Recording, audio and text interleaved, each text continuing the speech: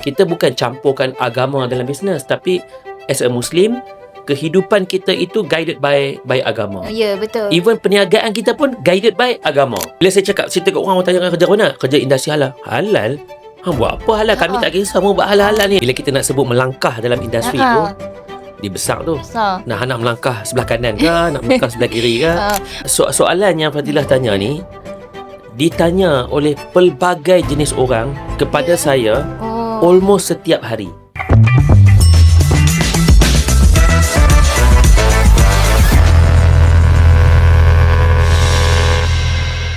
Assalamualaikum warahmatullahi wabarakatuh dan salam sejahtera kepada semua podcast Beyond Halal yang dibawakan khas oleh Unity Halal Center yang merupakan penyedia latihan yang terbaik di Malaysia.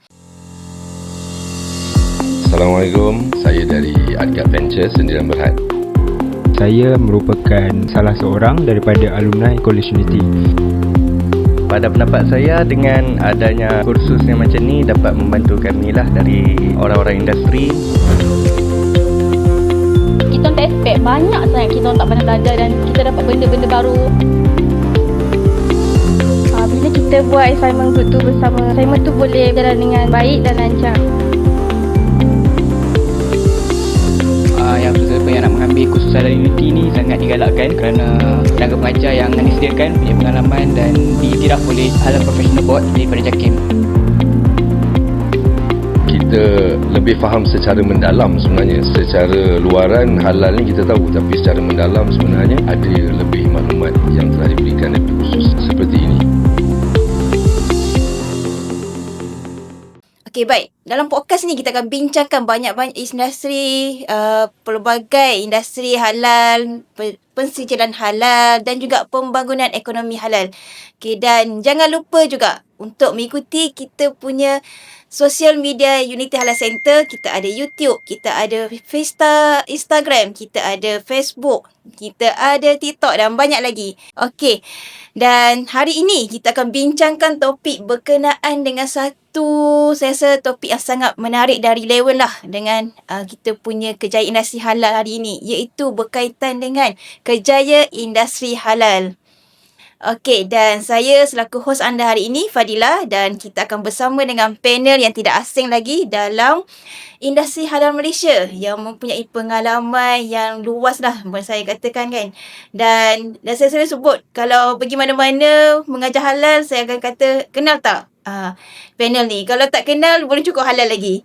Dan hari ini kita bersama dengan Ustaz Ilyas Harun sebagai panel untuk kita bincangkan topik kita pada hari ini. So, Assalamualaikum Ustaz, apa khabar? Waalaikumsalam warahmatullahi taala wabarakatuh. Apa khabar Fadilah? Alhamdulillah sihat. Alhamdulillah. Saya dah lama sebenarnya tak online dekat podcast Beyond Halal ni. Betul. Jadi seperti mana podcast sebelum ni, alhamdulillah pelbagai jenis topik yang telah pun kita bawakan kepada kita punya penonton kita, dan banyak juga feedback kita dapat sebenarnya tentang podcast ni. Ada yang orang kata macam menarik kan, dapat belajar something yang baru tentang industri halal, sebab ramai lagi dekat luar sana tak tahu pun kewujudan industri halal. Sebab kebanyakannya ingat halal ni CJ. Betul, Ustaz. Nak makan ada halal tak? Nak minum ada logo halal tak? Jadi tapi rupanya halal is not only about certification, beyond halal. Sebab itulah kita punya podcast kita pada hari ini, insya-Allah. Okey, terima kasih Ustaz. Walaupun sekarang tengah busy kan, luangkan juga masa dengan kita hari ini untuk bincangkan topik berkaitan dengan kejayaan industri halal ni. Okey Ustaz, bila kita sebut tentang kejayaan halal ni kan, saya rasa masih ramai percaya ada keperluan dari industri halal ni. Dan kejayaan industri halal ni boleh menjamin masa depan tak? Jadi kita nak galakkan lagi ramai kita punya pelajar graduasi untuk berada dalam kejayaan industri halal ni. Sebab itulah hari ini kita kupaskan topik ini. Okey, baik. So hari ini, soalan pertama saya nak tanya kepada Ustaz. Adakah industri kejayaan halal ni hanya untuk orang Islam sahaja? Sebab ramai yang ragu-ragu kan. So macam mana pandangan Ustaz? Buat mesin sikit.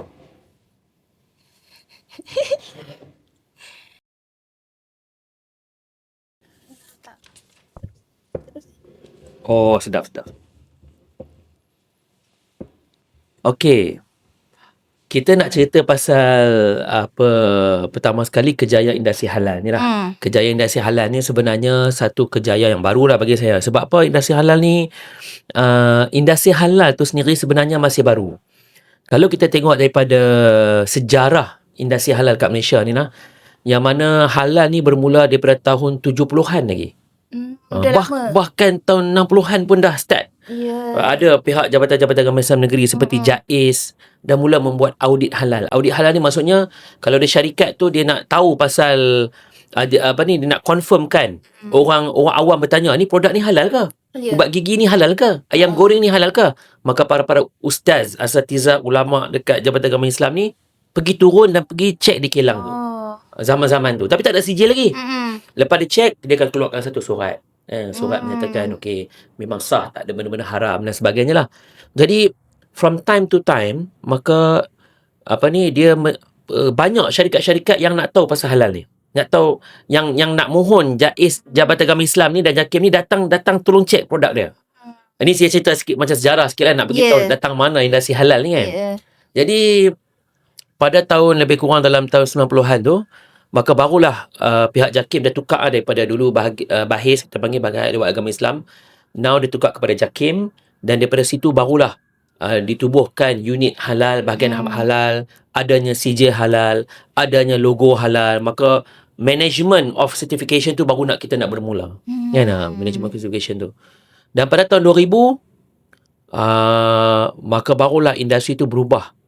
Bila zaman mantan Perdana Menteri kita Tun Abdullah Ahmad Badawi melihat bahawa halal ni bukan hanya sekadar sijil. Dia halal ni boleh jadi satu, orang kata, sumber kepada ekonomi negara.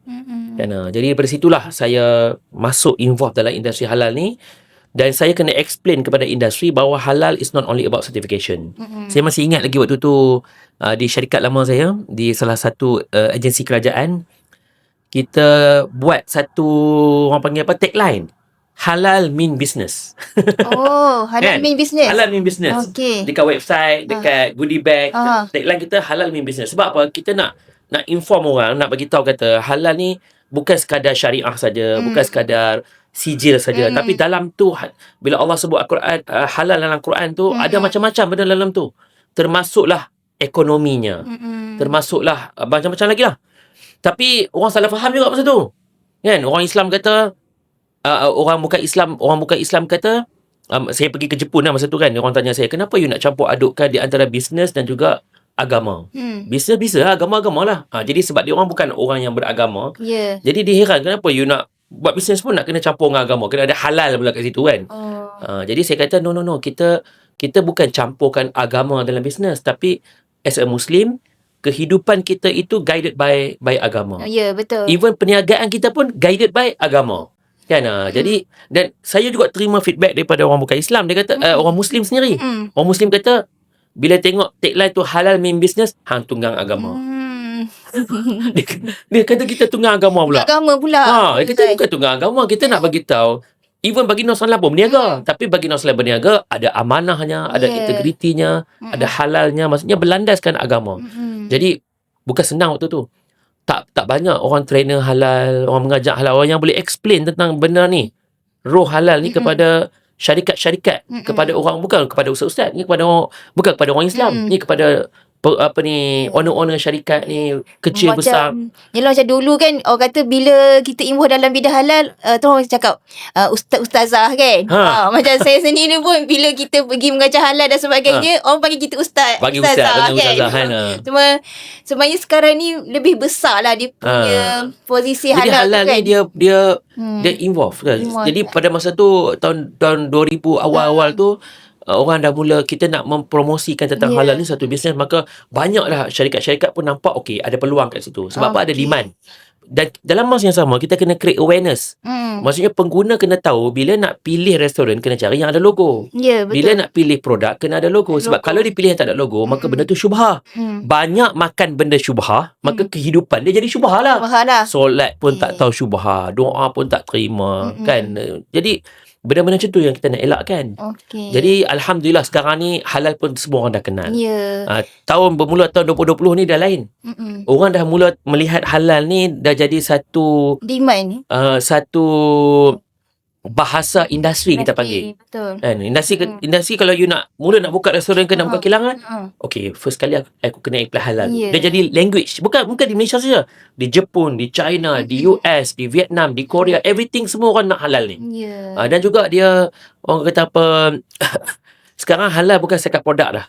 Bukan makanan lagi. Kita ada AI, ada ESG, ada traceability, ada blockchain. Jadi bila saya nak cerita, kenapa saya cerita panjang pasal sejarah industri halal ni, sebab di sini saya nak bagi tahu bahawa bila industri ni semakin besar, maka ada peluang kerjaya kat dalam tu. Ya. Tapi peluang kerjaya ni, of course lah, bukan orang Islam saja yang bekerja dekat dalam industri tu. Kan bila Fadilah tanya tentang adakah Orang Islam saja. orang Islam saja yang bekerja kat dalam tu. Jadi pada pandangan saya, secara actual ataupun secara apa yang berlaku sekarang ni, orang yang bekerja dalam industri halal ni bukan orang Islam saja. Ya. Pemegang sijil halal majoritinya adalah bukan Bumi Putra. Kan? Betul, Jadi betul, daripada faham. situ pun kita dah nampak. Dan orang yang kerja QA, QC kat dalam kilang, orang yang kerja sebagai R&D dalam kilang, kan, bukan orang Islam saja. Tapi dia orang ni bekerja dalam kilang halal. Bekerja dalam sebagai auditor halal juga. Dan secara dalaman. Dia orang juga buat R&D untuk halal. Dia orang juga purchasing untuk halal. Tetapi sebenarnya, ini pandangan peribadi saya lah, sedangkan sebenarnya industri halal ni sepatutnya lead by orang Islam. Ya, betul lah. Lead by orang Islam lah. Sepatutnya produk halal ni sepatutnya dikeluarkan oleh orang Islam kepada semua, kepada Muslim ataupun non-Muslim. Itu saya punya personal punya target lah. Sebab tu saya involve dalam industri halal. Tetapi sekarang ni bukan macam tu. Tetapi of course lah, as long as dia halal, kan, produk yang dikeluarkan tu sama ada oleh Islam atau bukan Islam, kita tak kisah. Tapi kalau nak ikut kepada kerjaya tu, memang kita memang sangat mengutamakan Muslim. Dan of course ada kerjaya-kerjaya yang memang kita dah wajibkan dia. Dia mesti kena Muslim kalau dulu. dia nak bekerja sebagai eksekutif halal sebagai contoh. Okey. Dia nak bekerja sebagai penyembelih halal sebagai contoh. Dia mesti yang tu wajib Muslim lah. wajib kena Muslim. Jadi ada kerja-kerja yang memang kita dah setkan di dalam apa yang kita panggil sebagai National Occupational Skills Standard, iaitu standard pekerjaan di bawah Jabatan Pembangunan Kemahiran. Okey. Jadi kita memang dah ada standard lah satu untuk kerjaya-kerjaya Islam. Panjang pula ni, Panjang baru soalan. pula. Kamu ni kan? Okey, macam tadi Ustaz kata daripada tahun ke tahun sehinggalah ke hari ini kan kita tengok industri halal ni semakin membesar kan, semakin meluas. Maksudnya kejayaan industri halal tu semakin berkembang lah Ustaz kan? So kita tengok kalau dekat sini bukan setakat di Malaysia, juga di luar negara dia punya industri halal tu berkembang. Bukan hanya kepada negara Islam, negara bukan Islam pun mencari-cari produk-produk halal dan sebagainya kan. Jadi bila ada demand tentang produk halal tu, maksudnya ada demand pekerjaan kepada industri halal, betul tak? Ya, betul. Okay, so kalau dekat sini ada yang berminat nak melangkah mencuburi bidang kejayaan halal ni, apa langkah pertama yang mereka patut ambil? Ustaz. Industri halal ni dia ada banyak bidang. Okey. Okay. Bila kita nak sebut melangkah dalam industri tu, dia besar tu. Besar. Nak melangkah sebelah kanan ke, nak melangkah sebelah kiri ke. Kan yang baru-baru ni kan, student ke apa kan, macam kalau dia nak masuk dalam industri halal ni, apa yang dia patut buat dulu? Jadi sebab soalan yang Fadilah tanya ni ditanya oleh pelbagai jenis orang kepada saya almost setiap hari. Setiap Orang hari. DM saya dekat thread, dekat Instagram. Saya berminat nak masuk industri halal, nak jadi macam Ustaz. Jadi apa yang perlu saya buat? Ramai orang tanya soalan tu. Kadang-kadang dia tak pernah ada background halal. Okay. Dia mungkin syariah juga macam saya, usuluddin, ataupun mungkin food tech, food science kan. Tapi dia soalan pertama apa Fadilah tanya tu memang valid lah. Maksudnya orang memang selalu bertanya kalau nak masuk ni nak start ke mana. Jadi di sini saya nak share satu perkara. Bila kita sebut industri halal, dia memang sangat besar. Okay, sebab dia macam kita sebut industri healthcare. Healthcare ni bahasa Melayu panggil apa? kesihatan. Kesihatan. Saya berminat lah nak bekerja dalam industri kesihatan. Nak jadi apa? Nak jadi doktor ke? Nak jadi nurse ke? Nak jadi apa nama kan? Nak jadi KKM ke? Jadi dia memang banyak dia punya laluan kerjaya. Tapi walau apa pun di dalam industri halal ni juga ada pelbagai kerjaya. Okey. Antaranya kita ada eksekutif halal, kita ada auditor halal, kita ada penyembelih halal. Jadi kalau nak jadi eksekutif halal, maka dia kena pergi kursus eksekutif halal. Dia eksekutif halal ni bagi orang awam kadang-kadang dia tak tahu kan apakah itu eksekutif halal. Eksekutif halal ni dia adalah orang yang in charge dekat dalam kilang. Maksudnya apa-apa dia kena jaga supaya kilang tu dihalalkan.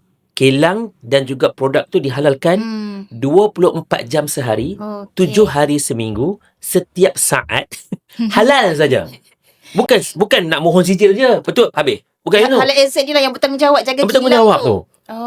Jadi bila dia nak duduk dalam kilang, maka dia kena ada knowledge tentang kilang tu. Ya. Kan? Jadi kadang-kadang orang yang background syariah macam saya tak pernah duduk kilang, tak pernah. Kita ambil contoh lah satu, kilang membuat ais krim. Jadi dia kena tahu apa itu ais krim, apa ramuan-ramuan kritikal dalam ais krim, apa isu-isu halal yang ada di dalam ais krim. Jadi ini antara knowledge yang dia perlu belajar. Apakah language dalam industri, apa itu GMP, apa itu HACCP, apa itu ISO, daripada apa itu food safety, daripada pelbagai lah. Jadi itu contoh laluan eksekutif halal. Kalau kita nak jadi penyembelih pula, kita pula kena ada tauliah penyembelih.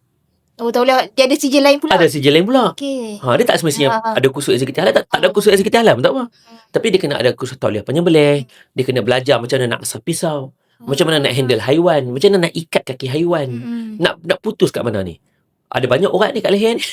Nak putus halkum dulu ke, marih dulu ke, wadah jain dulu ke. Jadi setiap bidang dalam industri halal tu dia ada pelbagai jenis. Tetapi dalam bila kita sebut laluan kerjaya ni, dia ada bunyi sound effect sikit kan.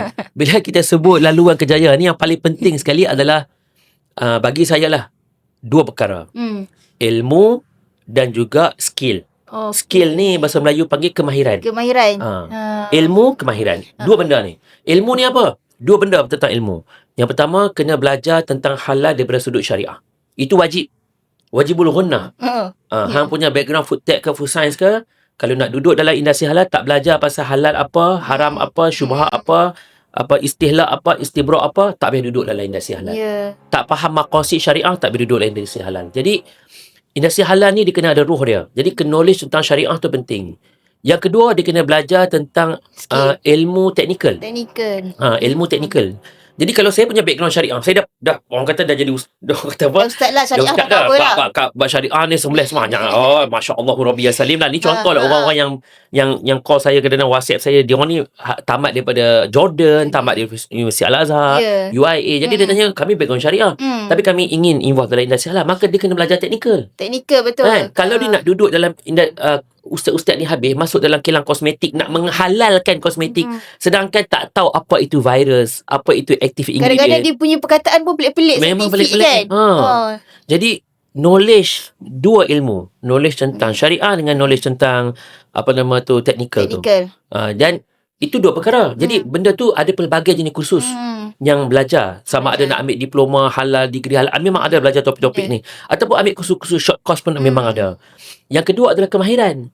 Kalau kita nak pergi mengaudit satu kilang, maka kalau kita tak pernah langsung buat audit, macam mana you nak buat audit? Orang kata macam ni, saya nak mengajar orang untuk berenang.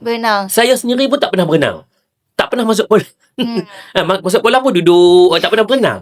Tapi nak ajak orang berenang, tengok kat YouTube macam mana buat, maka tak jadi. Dia kena lalui sendiri. Itu kita panggil ajaran sesat tu. Ajak orang tentang has tapi tak pernah buat has. Ajak orang tentang audit halal, tak pernah buat audit. Ajak tentang ma'i halal tapi tak pernah key in, tak pernah submit, tak pernah luluskan. Maka benda-benda ni lah untuk orang yang bermula, berminat untuk kerjaya dalam industri halal, saya punya nasihat saya adalah kena ada knowledge, both tadi syariah dan teknikal, dan satu lagi kena ada skill, kena ada pengalaman. Macam mana nak dapat pengalaman ni? Kena start bekerja lah. Bekerja dulu sebagai eksekutif halal ke, auditor halal ke, konsultan halal ke, trainer, belajar dulu. Maka daripada situlah you akan gain some experience. Panjang pula saya cakap. Okey, betul Ustaz tu. So ada 2 tip lah tadi kan, ilmu dan juga knowledge, kena ada technical punya part kan. So barulah dia macam merangkumi lah dua-dua tu untuk permulaan nak melangkah ke industri halal ni. Dan untuk dapatkan ilmu di Unity Halal Center, kita ada kursus, pelbagai kursus berkaitan dengan industri halal. Dan macam tadi, kalau nak dapatkan khusus untuk eksekutif halal, kita ada professional program halal eksekutif yang diiktiraf oleh JAKIM lah. Okey Ustaz. So macam tadi Ustaz sebut berkenaan dengan bidang-bidang syariah ni kan, mereka berminat nak menjadi berjaya dalam industri halal ni. Macam Ustaz sendiri pun adalah background syariah law, betul? Ya, betul. Syariah law ke? Syariah dan undang-undang, betul. Syariah dan undang-undang. Dan Ustaz sendiri pun adalah hafiz Quran kan? Alhamdulillah. Alhamdulillah. So macam mana Ustaz boleh mulakan orang kata terjebak kan. Orang kata kalau yelah, geng-geng ustaz ni nanti mengajar jadi ustaz lah kan. Mengajar pondok dan sebagainya kan. Tapi maksudnya ustaz boleh terjebak dalam industri halal ni. Mungkin boleh memberi inspirasi kepada kita punya pendengar-pendengar yang bukan background halal, yang bukan background teknikal ni, nak juga melangkah dalam industri halal ni. Okay. Of course, saya punya background ni orang kata syariah lah kan, syariah. Saya belajar di beberapa negara. Alhamdulillah tamat juga hafal Al-Quran. Dan selalunya dulu masa saya ingat lagi masa kecil kan, masa saya belajar hafal Quran kan, sekolah pun tak pergi kan. Jadi orang tanya, hang kerja nak jadi apa kan? Kan, hang boleh dapat, hang boleh bekerja kan? Hafal Quran ni ada ke orang nak ambil kan? Macam mana nak bagi makan mak ayah, macam mana nak bagi makan anak bini kan? Orang nampak kerja tak ada kerja lah lepas tu. Macam tak kerja. Sebab orang ingat budak-budak tahfiz ni macam budak-budak pondok. Kita zaman dulu budak pondok kan. Kita belajar dekat takmat tahfiz semua. Jadi kata ada kerja lah. Jadi masa tu saya kecil, saya diam lah. Kita mana nak nak jawab. Kita tak fikir apa masa depan masa tu. Kita fikir macam mana aku nak tamatkan 30 juzuk ni, nak habis ni. Kalau tidak kena otan dengan ustaz ni.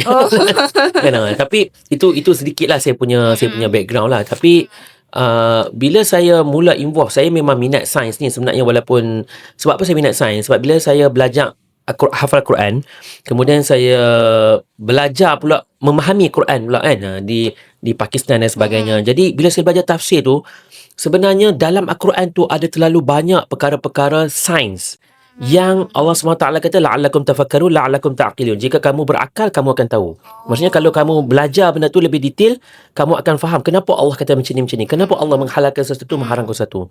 Jadi saya macam minat tau. Jadi bila first, alhamdulillah, saya dapat pekerjaan pertama saya sebagai auditor halal. Maksudnya lepas belajar tu memang first auditor halal. Tapi of course lah, sebelum tu adalah kerja-kerja lain juga. Pernah cuci bola bowling, pernah hantar surat khabar kat UK, pernah pasang plug kat UK. Banyak lah. Pernah jadi waiters pun pernah. Jadi waiters pun pernah kat kedai-kedai. Adalah kerja-kerja kecil lah kan. Tapi first fully yang saya dapat kerja tu memang saya dapat dalam, saya pergi dekat masa tu dekat pejabat JAKIM bagi halal tu. Masa tu di JAKIM dengan HDC sekali lah. Jadi saya pergi kat kaunter. Orang pergi kaunter ni hantar borak permohonan halal. Saya pergi tanya, ada kerja kosong tak? Direct macam tu je kan? Jadi saya masih ingat lagi kakak kat situ, nama dia Kak Umi. Saya masih ingat sampai hari ni lah. Dia kata kat saya, kebetulan kami memang tengah cari ni. Kami memang tengah cari seorang auditor syariah, lead auditor. Saya tu hantar resume. Alhamdulillah saya pergi interview dan lulus. Kan dia orang tanya saya macam-macam pasal gelatin halal sebagainya. Jadi bila saya nak masuk interview tu, saya kena buat research sikit lah, nak jawab interview kerja. Masa saya belajar syariah sebelum ni, saya yang saya tahu halal ni sembelih. Kan? Haram ni babi. Kan? Babi haram, awak tak boleh minum. Itu je yang saya tahu kan. Betul. Jadi tapi bila saya buat research, saya duduk dalam industri tu dan saya mula pergi audit dan sebagainya. Ya Allah, rupa-rupanya babi ni bukan daging babi je. Babi ni dah berubah bentuk sekarang ni. Babi dah jadi gelatin. Babi dah jadi enzim. Babi dah jadi gula. Babi dah jadi kek. Maksudnya dalam benda-benda tu, dalam aiskrim di pun, sebalik seekor babi tu ada Macam kalau kita pergi Ada produk kedai, lain kalau tak? kita tengok tu ada babi, ada babi lah. Tak makan lah. Tak nampak Tapi kita tak sedar dalam makanan kita makan hari tu, Ya. kemungkinan ada juga babi. Ada. Dan benda haram ni pula bukan babi je rupanya. Ada isu arak, ada isu haiwan yang tak sembelih, gelatin daripada lembu yang tak ada. Jadi pada masa tu saya nampak, masa tu tak ramai orang tahu pasal halal ni. Orang tak kisah pun pasal halal ni. Masa tu tahun berapa Ustaz? Tahun 2008, 2009. Oh, awal lagi lah. Dia jadi punya awareness tu belum ada lagi kan? belum ada lagi orang tak kisah pun. Sejalan pun tak ramai orang pemegang si halal. Ya. Bila saya cakap, saya tengok orang tanya kerja mana? Kerja industri halal. Halal? Buat apa halal? Kami tak kisah pun buat halal-halal ni. Jadi even orang Melayu pun cakap macam tu. Memang orang tak kisah pun. Tapi bagi saya, bila saya dah masuk kilang, saya nampak ini penting ni. Maksudnya kalau kata tak ada orang yang duduk, orang yang involved dalam industri, yang tolong check benda-benda ni, saya tak tahulah apa yang kita makan setiap hari. Daripada situlah, kalau nak cerita tentang kerjaya saya ni, saya terdetik hati saya, sebab sebagai background syariah, saya kena perjuangkan supaya semua orang dapat makan makanan halal. Bukan di Malaysia je, di seluruh dunia. Saya nak makanan halal tu everywhere. Saya nak dia dekat UK, dekat US, dekat Japan, ada makanan halal. Walaupun orang Jepun tak tahu apa, tapi dia tahu kalau orang Islam datang, dia kena keluarkan makanan halal. Dan saya nak makanan halal juga dimakan oleh orang bukan Islam. Sampai kalau angkasawan pinit ke bulan pun, dia akan bawa makanan yang ada logo halal. Contohnya sambal nyet ada logo halal. Contohnya lah kan. Dia kena. Jadi itu saya punya personal punya orang kata apa? Orang kata fikir risau umat ni. Nak dapatkan betul-betul produk yang ada halal ni kan. Yes. Jadi kalau Fadilah tanya tentang macam mana perjalanan saya masuk dalam industri ni, jadi daripada situlah sebab itulah saya dah involve. Walaupun sekarang ni saya tak ada lagi dengan kerajaan, saya buka syarikat sendiri, tapi kenapa saya masih lagi buat halal ni dah berapa belas tahun kan? Sebab saya nampak benda tu bagi saya personalnya secara untuk agama lah, untuk agama. Okey. Tu permulaan kisahnya Ustaz Maksudnya dia kena tebalkan muka jugalah pergi tanya ada kerja kosong tak nak cari kerja tak boleh tunggu bulan jatuh ke riba. Tunggu orang bagi kerja kat kita tak jadi. Dia kerja halal ni adalah satu jihad juga kita kepada umat kan, untuk memastikan orang ramai betul-betul dapat makan makanan yang halal kan. Jadi di sebalik logo halal tu ada orang kata peranan-peranan pihak yang memang nak memastikan apa yang kita sebagai orang awam ni, kita hanya tengok logo je kan. Saya kalau tengok logo saya dah yakin lah. Tapi saya tak tahulah siapa yang di sebalik yang logo tu ada lagi peranan-peranan pihak halal eksekutif dan sebagainya. Baru ni saya baca dekat thread kan, ada satu restoran tu, kafe tu, dia tulis itu, Alhamdulillah kami dah dapat sijil halal. Setelah 2 tahun kami proses internally penyediaan untuk dapatkan halal tu 2 tahun ambil masa. Lama jadi dah maksudnya di sini orang tak tahu betapa mencabarnya industri, syarikat, eksekutif halal, komiti halal ni bertungkus lumus keluarkan pelbagai jenis kos untuk dapatkan logo halal tu. Orang tengok, alah setakat logo je kan. Sijil alah senang je kot. Orang ingat macam tu, tapi tak. Tapi sebab kita tujuan syarikat ni nak mohon ni bukan nak mohon sijil tu. Kalau syarikat ni dia berfikiran macam tu, bagi saya tak betul lah. Sebab kita sebenarnya kita nak memastikan makanan kita halal sepanjang masa. Sijil tu sebagai pengesahan saja. Jadi macam mana kita nak wujudkan satu sistem supaya kilang kita, restoran kita halal sepanjang masa. Tapi macam Fadilah tanya tu, apa orang tak tahu, orang tengok logo saja kan, tapi belakang-belakang tu, di sebalik tu, banyak kerja-kerja yang dibuat. Okey, maksudnya di sebalik kerjaya peranan yang dalam logo halal tu, ada kerjaya kat situ kan. Jadi maksudnya besar lah logo halal ni kan, sistem industri halal ni. Okey, baik.